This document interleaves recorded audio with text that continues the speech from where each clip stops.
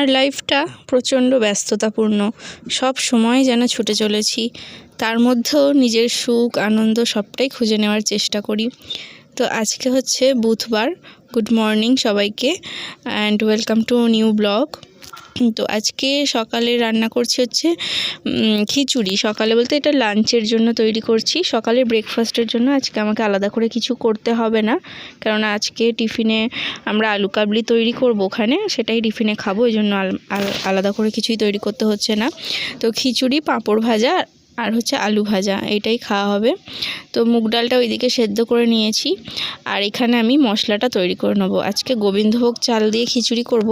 এই চালটা সেদ্ধ হতে খুব একটা দেরি লাগে না, যেই কারণে আগে ডালটা সেদ্ধ করে নিচ্ছি, চালটা পরে দেবো। চালটা একটু ধুয়ে ভিজিয়ে রেখেছি।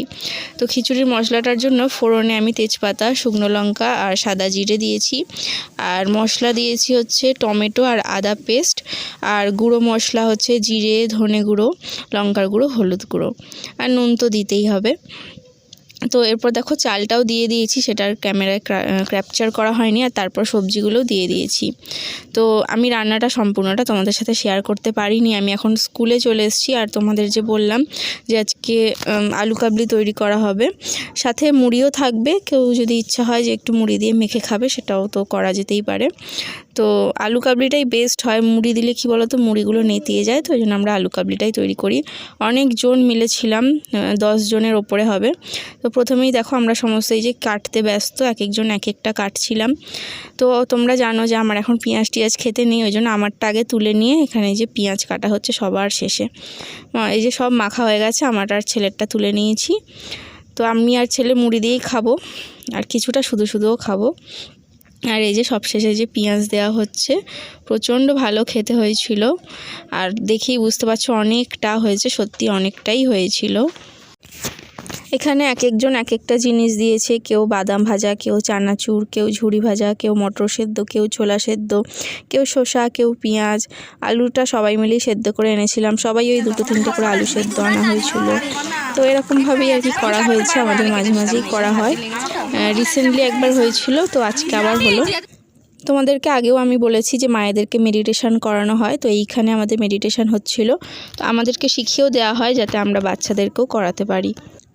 বাড়িতে এসে এই যে খেয়ে নিচ্ছি। আজকে খিচুড়িটা অসম্ভব সুন্দর খেতে হয়েছিল। ভাবছি সামনে সরস্বতী পুজো আসছে, সেই দিনকে ঠিক এরকমভাবেই খিচুড়ি করব। আর গোবিন্দভোগ চাল দিয়ে করলে একটা আলাদাই সেন্ট হয়, খেতেও বেশ ভালো লাগে নিরামিষ খিচুড়ি।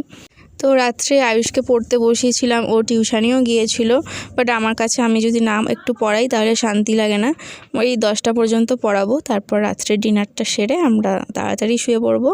আর আগামীকাল হচ্ছে 23শে জানুয়ারি, স্কুল ছুটি আছে, টিউশানিটা যাবে, স্কুল ছুটি আছে। আর ওর যেহেতু স্কুল ছুটি, মানে আমারও ছুটি বলতে পারো, আমিও একটু রিল্যাক্সে থাকবো। তো আমি একটু লেপের ভেতর ঢুকে একটু বসেছিলাম।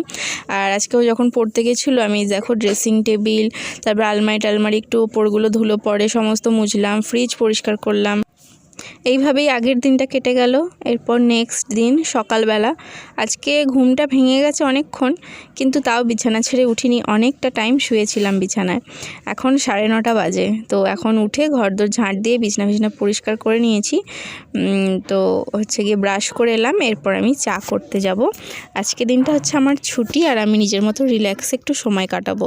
তোমরাও এরকম এক একদিন করতে পারো, দেখবে খুব ভালো লাগবে। আমরা হাউসওয়াইফরা সবসময় অন্যের কথা ভাবি, মানে পরিবারের বাকি সদস্যদের কথা ভাবি, কিন্তু একদিন যদি নিজের কথা ভাবি, একদিন যদি একটু নিজের জন্য টাইম বের করে নিজেকে একটু রানীর মতো রাখার চেষ্টা করি, তাহলে কিন্তু বেশ হয়। তো সেটাই করার চেষ্টা করছি। তো একটু আলু সেদ্ধ বসিয়ে দিলাম প্রেসারে, আলু সেদ্ধ দিয়ে মুড়ি খাওয়া হয়ে যাবে। আর একটু চা করছি, একটু রিল্যাক্সে নিজের মতন করে চা খাওয়া যাবে, তারপর টুকটুক করে কাজগুলো করতে থাকবো। তো চাটা খেয়ে আমি এখানে রান্নার জন্য সমস্ত প্রস্তুত করে নিয়েছি।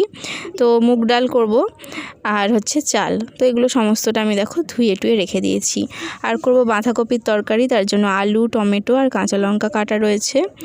আর একটু শিম দিয়ে ঝাল করব সর্ষে পোস্ত দিয়ে। নিরামিষ তো কী আর রান্না করব, তো ওই জন্য এটাই করব। আর এখানে রয়েছে বাসক পাতা আর রাম তুলসী পাতা, এটা দিয়ে আমার ছেলের জন্য একটা সিরাপ তৈরি করব, একটু বেশি করে তৈরি করব। তো ওইগুলো একটু ধুয়ে রেখে দিয়েছি, আর বাকি মশলাপাতিও করে রেখেছি। আর এখানে দেখো হঠাৎ করে মনে হলো যে ফুলকপি দিয়ে বেসন দিয়ে একটু পকোড়া টাইপের করি, খেতে ভালো লাগবে। তো এগুলো পরে কাটবো, আগে সকালে ব্রেকফাস্টটা কমপ্লিট করে নিই। তো এটা হচ্ছে আমার আলু সেদ্ধ মাখা, আর ওইদিকে ওটা হচ্ছে ছেলের। তো এর সাথে একটু ঝুড়ি ভাজা নেব, তো এই দিয়ে আমাদের খাওয়া হয়ে যাবে মুড়ি মাখিয়ে। তো এই যে ছেলে এখন খেয়ে নিচ্ছে, ছেলেকে একটু মাখিয়ে দিয়েছি, মাখিয়ে না দিলেও ও নিজে মাখিয়ে নিতে পারে। তো এবার ও নিজে নিজেই খাবে। তো চলো আমরা তাহলে এখন ব্রেকফাস্টটা কমপ্লিট করে নিই। আমার রান্না তো এখনও হয়নি, আর আমি সব কাটাকুটি রেডি, আর ফুলকপিগুলো একদম ঝিরিঝিরি করে কেটে বেসন দিয়ে ম্যারিনেট করে রেখে দিয়েছি। আর ভাবলাম একটু বসি, আর লেপের ভেতর ঢুকেছি, পা ঢুকিয়ে দিয়েছি লেপের ভেতরে। এখন রান্না করতে একটু দেরি আছে, তো ততক্ষণ একটু বসে বসে একটু ফোন ঘাঁটি, ঠিক আছে, তারপর রান্নার দিকে যাবো।